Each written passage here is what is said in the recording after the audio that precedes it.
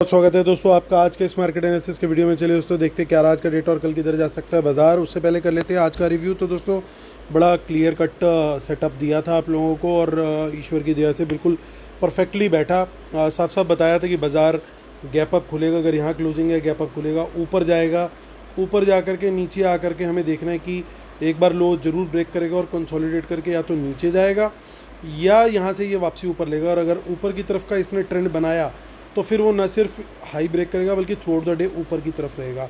That was the view. और ये इसके पीछे मैंने रीज़न भी दिया था कि प्रोज की जो कॉल्स थी इसलिए वाली प्रोबेबिलिटी जो है वो ज़्यादा हाई है, क्योंकि बड़ी क्वांटिटी में 5 लाख प्लस कॉल बाय करके गए थे प्रोज।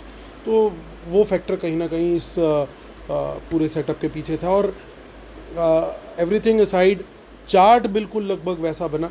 तो जिन लोगों को बेनिफिट हुआ और ख़ास तौर से वो लोग जिन्होंने वीडियो देखा पहले और उसके बाद पूरे दिन चार्ट को उसी तरीके से ड्रॉ होते हुए देखा, प्लीज़ एक बार कमेंट जरूर करना कि भाई को आपने याद किया था या नहीं किया था। तो चलिए आते हैं फिर से करते हैं मुद्दे की बात। रिटेलर्स गए हैं बियरिश, डीआईएस गए हैं मिक्स टू बुलिश, एफआईज गए हैं बुलिश और प्रोज भी गए हैं बुलिश। तो ये था बाय सेल का डेटा पार्टिसिपेंट वाइज। इसी डेटा को हम सेग्रीगेट करके देखेंगे यहाँ पे हम इंस्ट्रूमेंट वाइज, यानी पहले index future, index call, index put, stock future and so on. आज की बाइंग सेलिंग दिखेगी इस कॉलम में और एक दिन पहले की टोटल पोजीशन जो आज तक के लिए कैरी फॉरवर्ड थी वो दिखेगी इस कॉलम में। इन दोनों को एडजस्ट करके नेट टोटल क्या पोजीशन कैरी फॉरवर्ड हुई है वो दिखने वाली है इस कॉलम में। ये सब Nifty, bank Nifty, fin Nifty और मिड कैप निफ्टी मिक्स हैं। नंबर ऑफ लॉट्स यानी नंबर ऑफ कॉन्ट्रैक्ट दिए हुए हैं। तो चलिए स्टार्ट करते हैं इंडेक्स फ्यूचर से। Retail client, DIs, FIs, pros. देखिए इंडेक्स फ्यूचर्स के अंदर कोई मेजर चेंज नहीं है।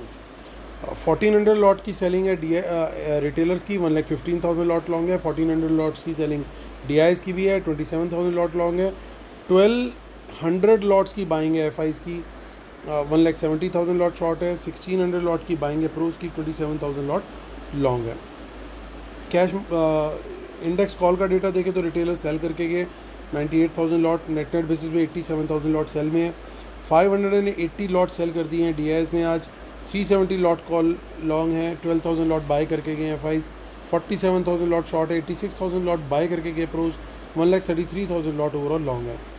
इंडेक्स पुट का डेटा देखें तो इंडेक्स पुट के डेटा के अंदर 1,13,000 लॉट की रिटेलर्स की बाइंग आई है। 4,66,000 लॉट अभी भी नेट सेल में है।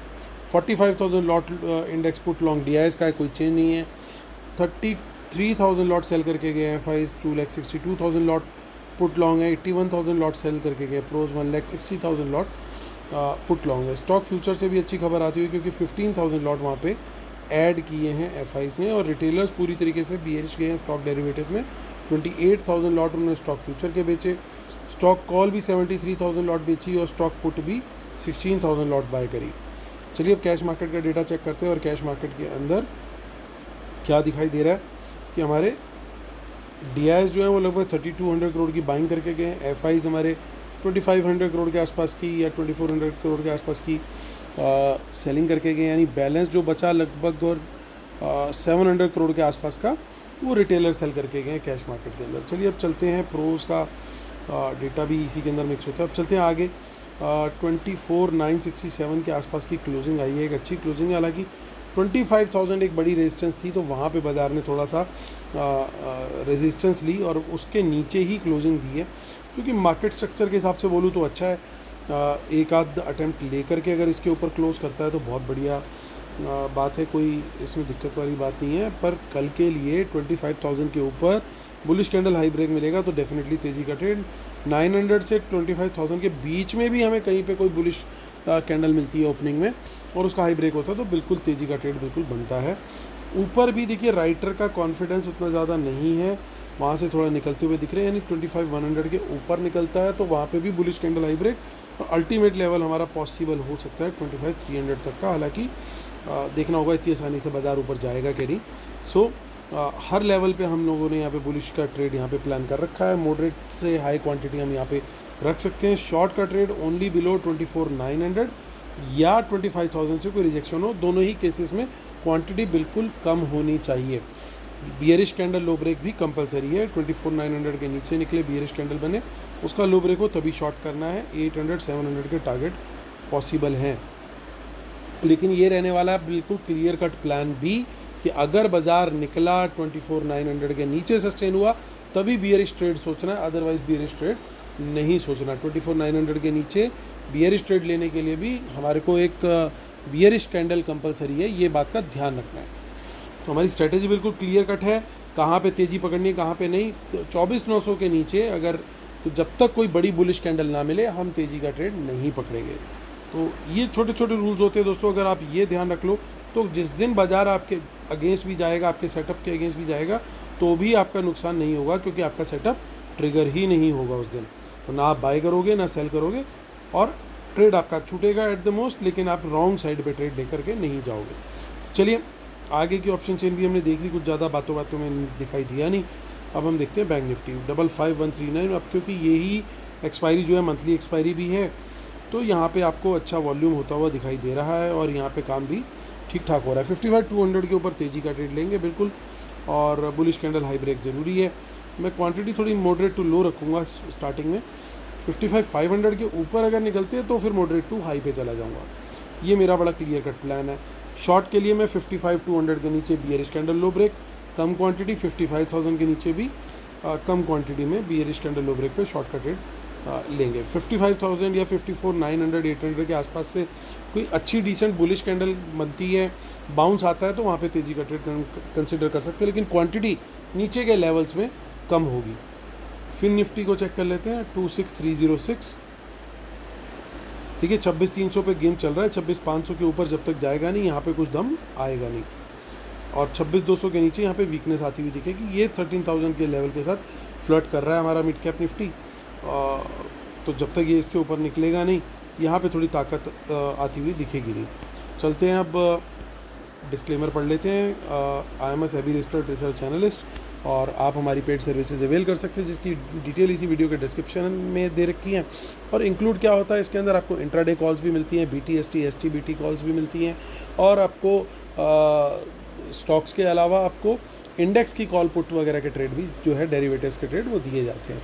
तो लाइव मार्केट एनालिसिस भी शेयर होता है, लाइव चार्ट्स भी शेयर होते हैं, और अगले दिन डेटा किस तरह का जा रहा है वो भी एडवांस में शेयर किया जाता है। जैसे आज भी बताया हमने कि डेटा जो है वो निफ्टी का इन पर्टिकुलर बुलिश जा रहा है, और आप देख रहे हैं कि निफ्टी का डेटा जो है आज थोड़ा सा बेटर दिखाई दे रहा है as compare to bank Nifty.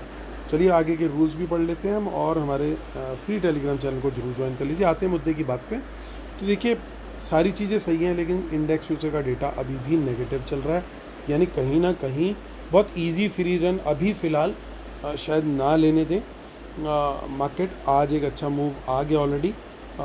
Index call का डेटा बढ़िया आया है, बिल्कुल सपोर्टिव है, और दोनों FIs और प्रोज भी ठीक डेटा बना करके गए हैं ओवरऑल। हालांकि FIs अभी भी नेट सेल में है, लेकिन प्रोज का डेटा काफ़ी इनकरेजिंग है, तो ये डेटा को हम बुलिश पकड़ के चल सकते हैं।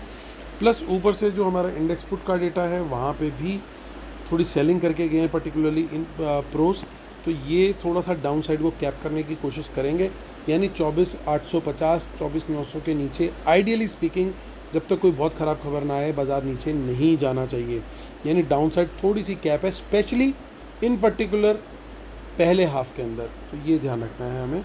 ये डेटा थोड़ा सा बुलिश है, क्योंकि रिटेलर भी थोड़ी सी पुट ज़्यादा बाय करके गए, और स्टॉक फ्यूचर्स भी थोड़े डिसेंट बाय हुए हैं। तो आज का तो बड़ा क्लियर कट सेटअप समझ में आ गया था कि क्या सेटअप बनेगा।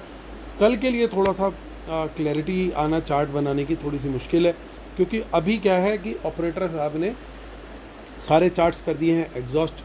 अब कल के लिए जो है तेज़ी का ट्रेड ज़रूर बड़ा क्लियरली बनता हुआ दिखाई दे रहा है। पहला ट्रेड हमारे को वही मिलना चाहिए।